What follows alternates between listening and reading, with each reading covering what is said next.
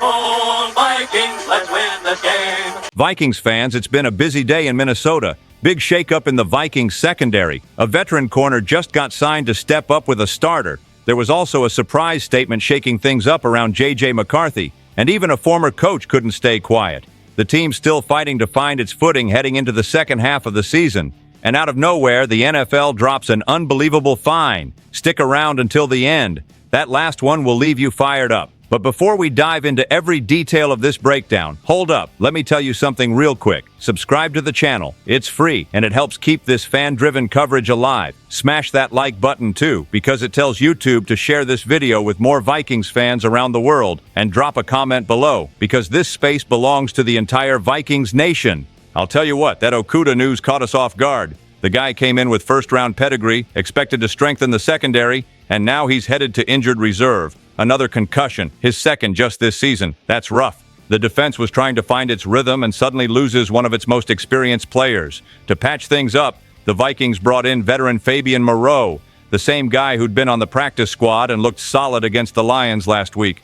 Moreau played 24 of 64 snaps and, man, didn't allow a single catch on the one target thrown his way. Simple, efficient, reliable. A rare breath of fresh air for a defense that's been giving us too many scares. Now he's been elevated to the active roster to face the Baltimore Ravens. And honestly, it's the kind of move that makes sense. Brian Flores needs stability, not more question marks. But here's the thing. Jeff Okudah, the former third overall pick in the 2020 draft, is having a nightmare year. His Pro Football Focus grade is 32.4. Can you believe that? Nearly at the very bottom among all cornerbacks. Meanwhile, Moreau ranks 38th, which is a massive leap in quality. And here's the crazy part.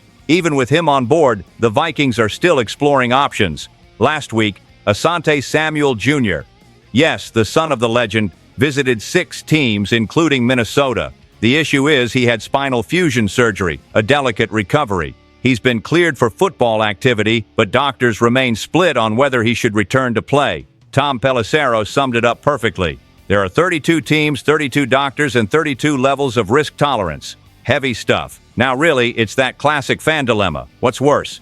A flashy but inconsistent corner like Okudah who gives up at least one big play per game? Or a steady veteran like Moreau who holds the short game but can get picked apart underneath? To be honest with you, it's pick your poison. If Flores sends too much pressure, the secondary might turn into an open highway. If he drops too soft, it's death by 1,000 short passes. And yeah, the female fans are demanding accountability too. This defense needs to stop giving us heart attacks and show some consistency. The good news? Moreau seems to know the system, stays disciplined, and does his job. But he's still a patch, not the solution. Drop your thoughts in the comments. Is Moreau an upgrade or just a placeholder? Because the next story hits directly at the team's future, and the name is J.J. McCarthy. This one's for everyone who still doubted the kid's star power. J.J. McCarthy is starting to make his mark, and it's no small thing. Former Vikings head coach Mike Tice, who led the team years ago, made a bold comparison. He said the kid reminds him of the legendary Jim McMahon, that wild Chicago Bears quarterback who only knew one thing: how to win. Coming from a guy who spent 35 years in the NFL, that means something. Tice praised JJ's intangibles, leadership, composure, and that hunger to win you just can't teach. He said the kid's smart, has the arm, can run, and inspires his teammates. Big words, right? And Kevin O'Connell seems to agree, giving McCarthy the space to show who he really is. Against the Lions, he threw for 2 touchdowns, ran for another, and even had 1 interception. Happens to everyone. The important thing is how he bounced back, took control, and finished strong. Inside the locker room, the vibe's completely different now. Linebacker Blake Cashman told SiriusXM NFL Radio that from day one we saw it. This guy's a winner, the ultimate competitor. He said the team trusts him completely and that McCarthy already commands the offense. For a second-year player, that's huge. It shows the locker room's all in. But of course, not everyone's fully convinced. Fox Sports analyst Daryl Johnston praised the road wins in Chicago and Detroit, but pointed out that he wants more consistency. And he's got a point. McCarthy starts strong, finishes strong, but sometimes disappears in the middle. Normal for a young quarterback still adjusting to the league. But that's the difference between promise and performance. To be honest, it's hard not to get excited. The kid's got that spark the team believes, and you can feel the shift in energy. The Purple Faithful is watching closely, starting to dream again. But let's be real. There's a long road ahead, and the upcoming schedule is brutal. Baltimore, Green Bay, then San Francisco. It's no walk in the park. The McMahon comparison isn't just about style, it's about mentality. McMahon was unpredictable, confident, and above all, a winner. Maybe that's exactly what JJ needs. A little more edge, a little less fear of making mistakes. Because right now, Minnesota needs a leader who can light that spark and hold on tight. The next one digs even deeper into this same kid with a brutally honest take straight from the locker room. Now we're getting real. Linebacker Blake Cashman, a guy who doesn't hold back, poured his heart out about JJ McCarthy and didn't spare the praise. He called the kid a killer, a born winner, saying everyone in the locker room saw it from the start. Hearing that from a veteran who lives the grind means something different. It's not PR talk, it's respect. Cashman said what stands out most is JJ's preparation. He shows up ready, knows the playbook, and runs the offense with confidence. What I saw against the Lions, he said, was someone prepared for the moment. And honestly, for a second-year quarterback to face Detroit with that much poise, that's maturity. That earns respect, and respect keeps a locker room tight. Still, Daryl Johnston of FOX keeps the pressure on. He praised the performances but hammered on the word consistency. He wants JJ to maintain that same level throughout the entire game. He's right. Against Chicago, JJ started slow but finished strong. Against Detroit, he started hot but cooled off midway. It's part of the growing pains, but if he wants to lead this team to the playoffs, he'll need to keep that flame burning from the first to the final snap. Then Colin Cowherd jumped in on the herd with his trademark sarcasm, calling JJ the UPS driver, the guy who always delivers but nobody remembers his name. Said he's the same JJ from Michigan, good when things go as planned, but still needs to prove he can improvise. Harsh? Maybe, but not wrong. The NFL rarely follows the script. To be honest, I like this mix of praise and critique. JJ's showing flashes, but it's not time for a coronation yet. What's great is how Defend the North is buzzing about it, from veterans in the locker room to lifelong fans in the stands. The talent's there, now it's about building command. If he keeps this pace and tightens up the consistency, the conversation could change fast. Imagine if he finishes strong and sneaks the team into the playoffs. Then we're talking about the future, not just potential. But stay tuned, because the next one zooms out. Big questions are looming over this team. We're halfway through the season, and honestly, it's gut check time. Sitting at 4 wins and 4 losses, the Vikings are still in the mix, but the margin for error is razor thin. That win over Detroit brought life back, but the road to January is full of traps. And the questions hanging over this team are massive, from defense to offense, even faith in the fan base.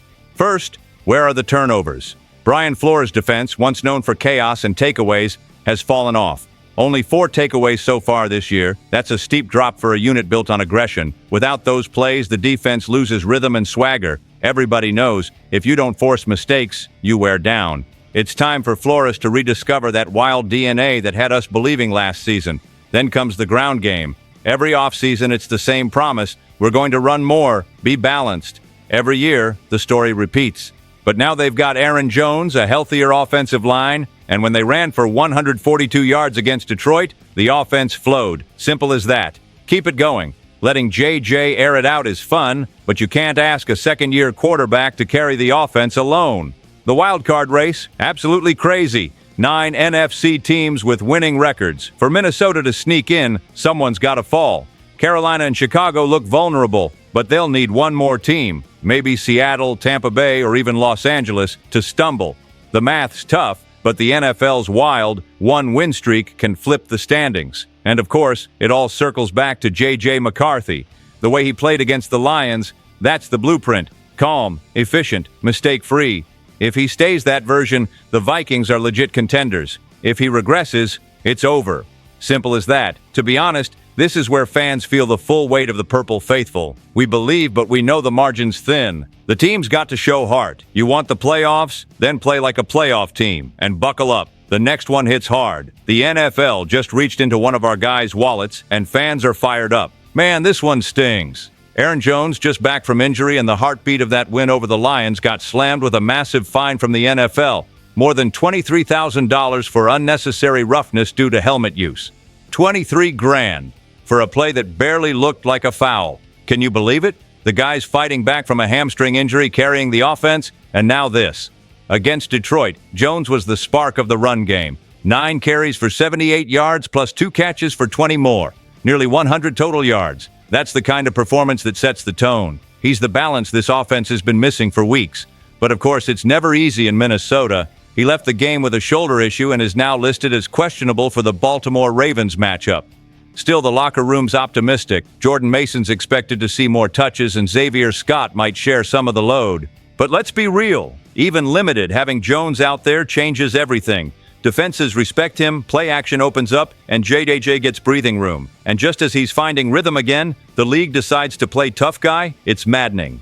Tom Pelissero of NFL Network explained that the fine came from the review committee focused on helmet use violations. The league's trying to stop players from lowering their heads like weapons, fair enough, but the enforcement's all over the place.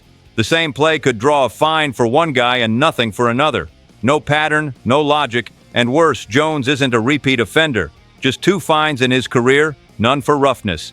To be honest, it's frustrating. The guy's a pro, a clean player, never dirty, never showboating. He's out there competing, and now he's down almost 30% of his weekly paycheck for that? Defend the North lit up social media. Fans are fed up with the inconsistency. If you want to protect players, fine. But be consistent. The silver lining? Jones says he's not changing his style. He'll keep running hard, the same way that got him here. And that's what matters. Heart and hustle. Drop a comment if you think the NFL went too far. Because up next, we're tying it all together. And trust me, this ending hits deep for every Vikings fan. After all that, you can feel the energy pulsing through Minnesota. A team trying to reinvent itself, a young quarterback proving he can be the future, veterans fighting for their spots, and even a ridiculous fine turning into motivation.